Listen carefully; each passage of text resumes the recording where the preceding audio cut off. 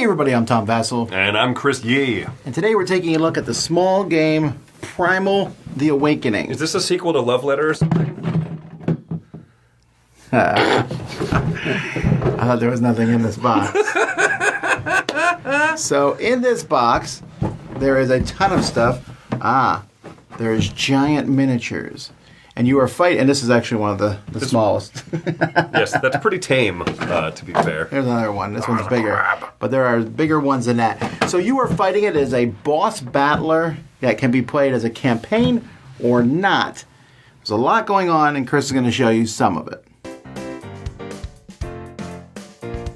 Here's Primal the Awakening on the table. This down here is one player area with your weapon and your equipment, any potions you might have in your deck of cards, and you can imagine up to 4 of these on the table.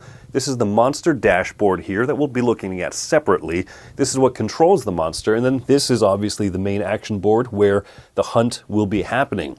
Whatever boss we're fighting will be here, and the figures that we are playing will be in one of 4 spots on the entire board. That's all there is. So you're ever in the front, on the sides flanking, or attacking from the rear. Now the monster will be rotating over the course of game, especially as you attract its attention, and then you're going to be trying to attack it from certain sides. Let's take a look at the round structure here. The game is played over a maximum of 10 rounds, as shown on the side here. If you do not defeat the hunt within 10 rounds, you lose, or if all players are simultaneously knocked out.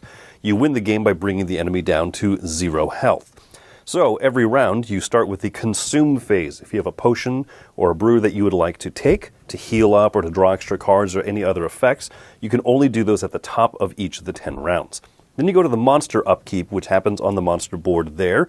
They don't actually really take actions, they kind of just clean up. Then you go to the player phase, where most of the actions take place. You'll play cards out, paying cards for other cards, and then lastly you end the round by advancing the token to the next space. On the monster dashboard, you can see that the monster can take 10 wounds before they are defeated. However, the wounds are going to cost a different amount of damage, and that's going to depend on what stance or what level the monster is currently in. So in stance 1 here, it's going to take 12 damage per player playing, so if we're in a 2-player game, as soon as we have reached 24 or more damage, then we've inflicted 1 wound, we would slide this down. Excess damage is going to be carried over, but as soon as this person is at 7 wounds remaining, then they're going to advance to the next stance, which is going to reveal some immediate effect that might happen or a new ongoing ability. It'll change a characteristic about it from the level 1 to the level 2 configuration here. And there might even be certain objectives or bonuses that will be revealed or change or go away if you don't take advantage of them within the current level. You'll also notice that as they move to the next stance, it now costs 14 pieces of damage before the next wound can be inflicted. A few things happen here during the monster upkeep phase. These cards are numbered, and so as you go through the monster upkeep phase, you might discard these. Otherwise, they're going to be triggered as players take actions, and we'll talk about that a little bit more. The other thing that'll happen is that monsters are going to increase this struggle amount, and at some point, once there is 3 struggle per player on this dashboard, they will lash out and attack all players at whatever their attack value is. So now that you've seen how the monster upkeeps, it's player turns now. Players are going to have this dashboard here with their items and their equipment, but also a hand of 5 cards that they will be using to pay for things. First, players have the opportunity to move 1 space on the board, which is going to cost 1 stamina, or this droplet symbol down here. After they move, they can take action cards for the actions. They show a cost in the top left that is going to be paid by the stamina drops in the bottom. So if I wanted to play this card for 3, I would have to discard either a card that provides 3 stamina or multiple cards that equal to that value so I can take that action. If I chose to discard this heavy smash card for 1 stamina, I can move my character 1 space. Positioning is important because each enemy can only be attacked in certain quadrants, and in the case of Felixer here, only from his flanks or from the sides. You'll also notice there's some terrain tokens that'll provide extra defense or damage or healing.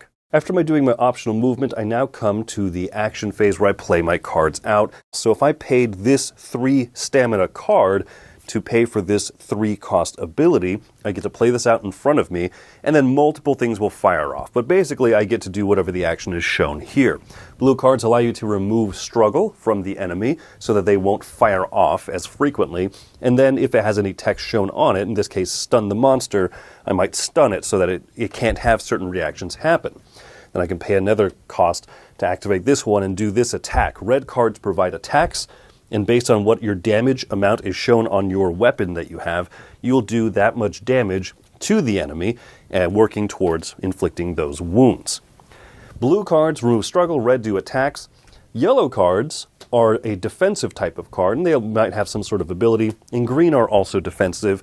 Now let me talk about some of the interaction points that might happen with some of these cards. If I play a blue card, and there is this reaction card on the enemy dashboard that says when you play a blue card, you have to resolve this right away. So instead of the monster having a fixed turn, based on what you do, it will show these reaction cards. And in this case, it's going to attack me. Reveal the top card of the deck. Unless it's blue, I will receive damage. Because it's not, I will receive damage as per the amount shown on the enemy dashboard card here. There are reaction cards that will react to different types of things, like if this defensive symbol is shown, when I play one of the yellow or green defensive symbols, this will activate right away. Or if I cause the enemy to rotate during my turn, then it will also fire off different abilities. Another thing to keep in mind is that your hero can upgrade over the course of the game. So in my case here, if I want to upgrade Massive Blow to the active side, I'm encouraged to stun the monster, so I might want to try and do things that give me these little counters here. And once there are enough counters on this card to flip this over, I will have extra abilities. When I play blue cards, I can deal damage. When I play this sequence of cards, blue, red, and then red, I also get to stun the monster again. There are lots of interactions, and I'm not talking in detail about what happens when you stun or what happens when all these different types of effects occur, but you get an idea that as you play cards out, you might be chaining lots of things together. Now, once players are done doing actions, they're going to have to suffer what is called attrition. They're going to flip over this card here from the enemy, and if they have played that number of defense cards or higher, they are going to be safe. But if a card is revealed that shows more, higher value than the number of defense cards they played, they're going to be attacked once again at whatever the level of the enemy card is that it's attacking at. And then once all players have gone, the round tracker is going to move forward, and you return to the top of the round, and you go through the sequence up to 10 times or until you defeat the monster. The other way to lose is if all players are knocked out at the same time. Once players receive damage equal to their stamina or their strength here as shown on their equipment cards, then they will have to immediately discard their whole hand of cards, remove one of these cards' health, and then they will lose a few turns. They take this token here that says they're knocked out for a round. When they would next take a turn, they are still knocked out, and then when they would next have a turn, they are then back into the game, but at lower health. And so, if players are knocked out simultaneously, or if all players take a second damage and then are completely out, then they'll lose the game. There's a few other things that are worth pointing out, like every character, of which there are 4 and they have distinct decks, also comes with a player aid card that explains some of their unique and specific abilities, keywords that relate to the cards that are in that character's starting deck, and it could also explain level upgrades and stuff that you might get. If you play this as a campaign, at the end of each scenario, you might unlock a new forge, and you'll also get items. You can pay combinations of items to unlock new weapons. You might be able to get a fire forge or a thunder forge. Maybe you'll unlock going to an herbalist, when as you play different plants or resources, you'll get more potions and more variety. And there are 3 levels of each of the different types of forges that you can unlock over the course of the game. There are a massive amount of enemies that you can play against, each that have their own gigantic enemy figures, all akin to this one here.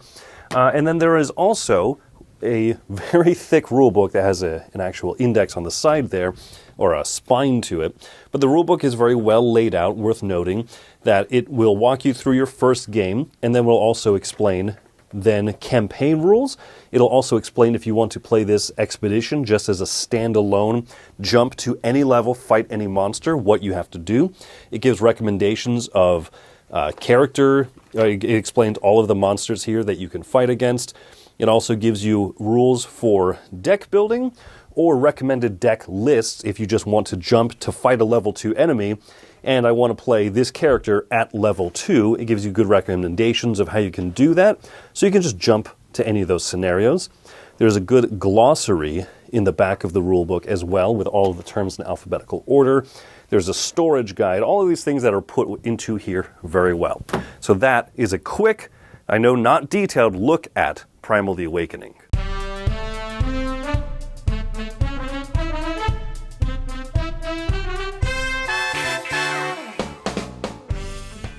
I want to start out by talking about the things I don't like, because I really like the game. But Okay. this is ridiculous. I'm sorry. There's nothing about this I like. This is coming from you and not me this time. It is. It's just so big, and there's so much stuff in here, and I don't even think the storage for the cards, I didn't like how that worked per se, and the figuring out which cards go with which ones, this is where we disagree. I like putting it all in the bag, like these are the cards that go with this character. I know this for sure. Yes, there's a symbol that shows it, but that symbol to me doesn't always match what in my mind the monster looks like. Mm-hmm.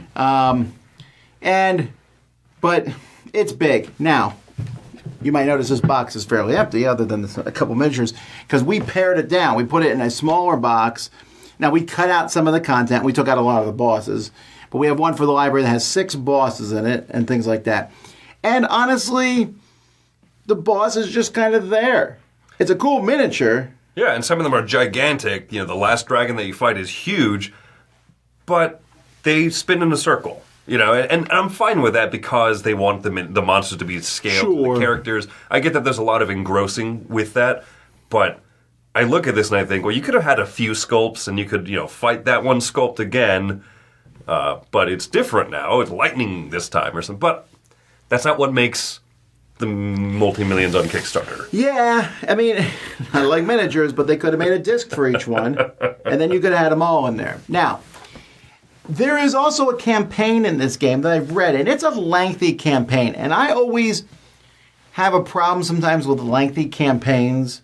Not that the campaign itself is lengthy. I'm sorry. The writing is lengthy. That's where we... And when there's like an entire full-size page that would take, I'm saying, 10 minutes to read out loud, that's too much for a game, for multiple people. If it's me, no problem. I read it, good story. To read that out loud is a tremendous amount of effort, and there is a lot of text. Yeah, and so it kind of slows down jumping from one session to the next, right? And there's plenty of campaign games I enjoy that have lengthy story, and I honestly wish if you could pare that down and kind of get to the highlights of it, get me excited about the next boss battle. That is when campaign text kind of does the best for me. And the other thing for me, for my opinion, this is kind of something that they're leaning in from video games. Sure. When you upgrade, when you beat the big bad monster, you unlock a forge and you unlock little ingredients. You found these 5 of this piece. You found 2 phoenix feathers. You find 1 of these things. And then you can kind of craft the upgrades you want. I kind of wish, just for simplicity, like in old school video games, you defeat a boss and it's like you have the flame cleave. You're like, good. I like that. I know that people enjoy the idea of having these leftover resources, crafting kind of the way that they want to, and that's fine. I'd rather say, hey, here's 5 level 2 upgrades, pick one. Yeah, I like the crafting thing in theory. In the game itself, it's less, I'm like, okay, what can I build? Here's the things I can build. What do I need to build them? Goodness, I'd rather just grab stuff and take it. But happily, the game allows you to do that in an unbelievably easy way. If you want to forego the campaign. You can just play any monster on any level with any items. Right. And I mean, they matched levels. So if you're going to play level 2, you take the level 2s, and they have levels 0, 1, 2, well, yeah, 0, 1, 0, just using the basic stuff. But they have level 1, 2, and 3 of every item, every weapon, everything. It's very plug and playable. And like, I want to fight this monster. Great. Bring any weapon you want. Bring it. I mean, you could obviously, I suppose, tailor your stuff to fight a particular monster, but that's okay, because that's how video games work too. Right. And I'll be completely honest, I have not really done the campaign stuff because I can just fight this cool-looking wolf thing at level 3, and the game gives me a recommended level 3 starter deck for my characters, recommended weapons, recommended all this stuff, and you just kind of pull out a few cards, replace them with upgrades, that's fantastic. I can do the stuff that I want to do. I want to fight I want to, play a couple of times with small. I want to jump into a thing with like big combo-tastic items and stuff. I want to fight a different monster that would normally be scenario 18 of the campaign. That can just be my second game. I want to fight that thing that looks fun to fight. That's great. And it is all very seamless. This is so we're showing you this. There is like 8 more boxes that combined are about twice the size it is. It's just ridiculous. There's a ton of content for this game, but if you buy more monsters, they fit right in. The campaign was already ready for that. The campaign will say, if you have this expansion and you're in the campaign, you may now go fight this monster.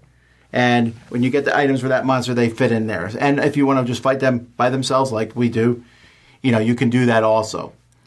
I also want to give a huge props to the rule book, because we always call out bad rule books. This one I thought was very well done with an index that I used. There was one missing number, which I wrote in the thing. Like, there was something I looked up and I needed a page number, wasn't there. But other than that, I was able to get this and go, and I can teach this pretty quickly. And a great thing is, you have these reference cards for each character that on the back of them have the special abilities that your character will use and what they do. That's Absolutely. Fantastic. I don't have to even look them up. You have your own card. Yeah. You want to know what Berserker means? That's specific only to you as the great sword guy, right? Cool. You can just read it. And while there are a lot of keywords, they tend to make sense. They're tailored towards individual characters. There's a great player aid reference. And even if you can't find it in the player aid for some reason, you can jump to the alphabetized index in the back, or the glossary in the back, that explains things really well. They did so much to make this game very playable. While we were grumpy at the beginning about campaigns, I'd rather not play the campaign and stuff, right? I want to be very effusive, likewise, about how well the rulebook is laid out, how well they said, you want to play anything and everything, just go for it. This game is very playable, despite being kind of, what's the word to describe it? Daunting. Monster. Gargantuan. Monstrous. Yeah. Despite that, it's very playable. Once you get the rules down and the rules are laid out well, I want to be effusive enough to let you know I think that this is an incredibly fun game. Yeah, it's about a 90-minute game, I would say. I mean, if you play one monster at a time. And I'm not including if you really want to sit there and pick out a weapon and stuff like that. But even that, you're only picking out 6 things. More, you're messing with your deck a little bit, building your deck. So there's that. But and maybe some potions. Unlike most games. So in this game, at level 0, your weapon, your armor, and your helmet, they're kind of pathetic. They're not very good. Anything, yeah. As soon as you get to level 1, they're amazing. But your deck of cards is good out the gate. Not only is it good, but it is so different than everyone else. We played the 4 characters in here, and you've seen one of the other 2 expansion ones played. Played a game with, the big knife hand lady. Yeah, and it's so cool how different they are, and it's not that complex. There's so much going on that, but I only really have to concentrate on my one character, but there's still, hey, you want to draw an extra card? I can let you do that. Oh, you want to hit the monster this way so that they swivel so that I can hit them on this side. There's a lot of cooperation, and yet every character, none of them feels like a support character. They all feel awesome in their own way. They can do, the archer will go, throw every card in his hand out. The guy with the hammer will play a card that's, you're like, how did you do that much damage? Yeah, you'll stun the monster, and then someone else gets to go, ooh, I get to react to the fact that you did a stun effect and reveal some attack card that'll pick off extra damage on them. It's a small way of feeling more involved on another player's turn, but it still adds up. 4-player is long, and you will have more time in between your turns, but the other thing that they did great is that the monster does not have a whole turn sequence. It just reacts to what you do. You will see is it going to react. Do I want to play a blue card this turn? Because it will lash back at me if I do. It gives you a little more of that choice. You're in the driver's seat more of the game. With 4 players, you're in the driver's seat a quarter of the time. I'm not going to play 4 players much. I think 3 will be my max for this. Just because you get more turns awesome. And I'm not going to not say, oh, you can't have your cool turn, but I want to have a cool turn too. Right. And you just get to do more things. And this game makes your character feel awesome. I come out and do awesome stuff with my cards. Not every time. Sometimes you're like, this doesn't work. But you will, unless I can't even imagine. You're going to have an awesome turn in this game at some point. And you're going to do a ton of damage. And because they give these monsters so many hit points, in a very good way, I like it that way. Because you're like, oh man, I just did 30 damage. I wounded him. Yeah. It feels so good. The way that they constructed the cards, you will use, even when you level up to level 3, like 3 out of 4 levels, you still have a good majority of your deck is the starter deck still, which is nice for the fact that I don't have to switch out and then pull, you know what I mean? I can switch out 4 cards, and then my character feels different, and those starter cards still feel leveled up because a lot of them will reference your level. Yes. Hey, do 5 damage per your level. When you're level 3, that is just a free bonus effect that does 15 damage. That's nice. Well, this monster takes 50 damage before you inflict the next wound. I don't care. I did 15 for free on top of my base 8. Tom played an assist card that lets me draw this, which lets me do a blue-red-red in my sequence, which does a bonus 10 damage.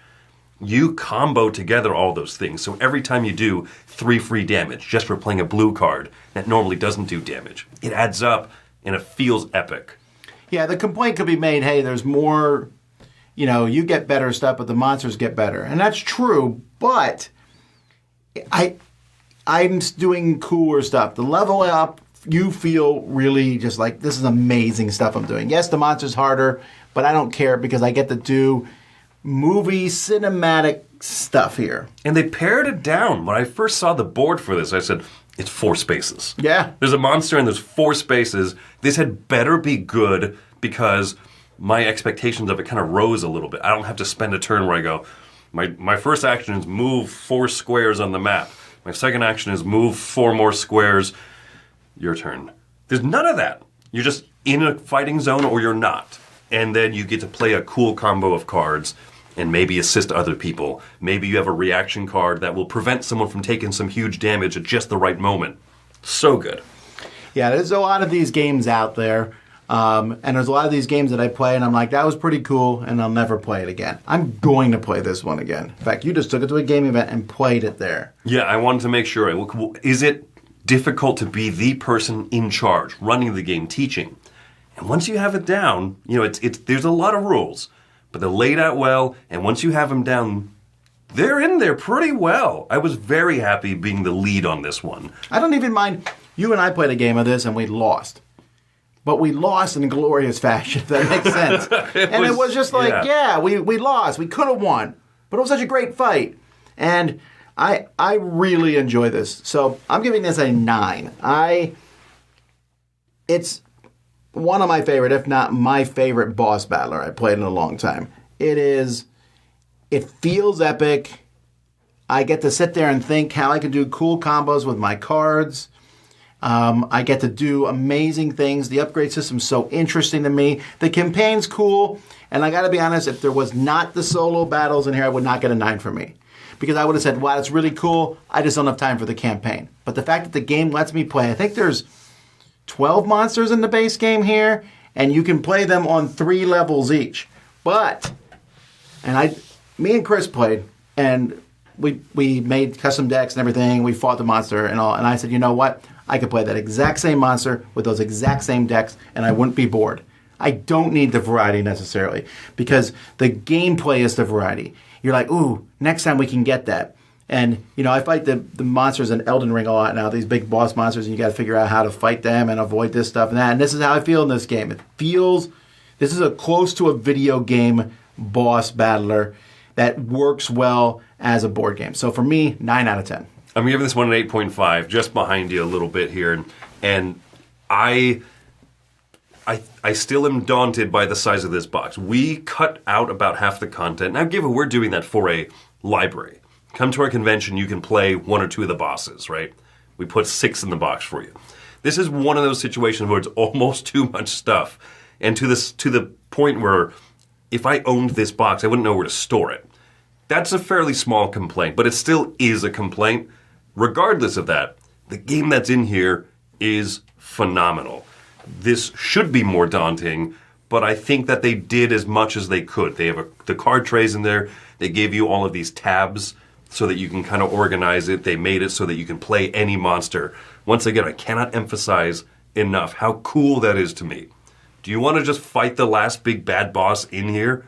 You can. Yeah. Just strengthen up your card, strengthen up your character, and go in for what's going to be a tough fight. You can also fight the original boss at level 3. Yeah. And that's a challenge. I agree. Yeah, I did that. I revisited him at a stronger level and thought, okay, cool. I know a little bit about him, but there still are going to be a few surprises. Then you jump to a whole new boss, and you don't know how he's going to react, what his cards do, what his reactions and everything. Yeah, you'll do better the second time through. Yeah, absolutely. If you fight a boss, because you learn how that boss moves and stuff. But I really like it. They did everything they could to make a game this gargantuan so playable. That's excellent for me. Yeah, my biggest complaint, like I said, is where am I going to put this in my house? But other than that, it's super fun. So that's Primal, The Awakening. I'm Tom Vessel. And I'm Chris Yee. Have fun killing the monster boss.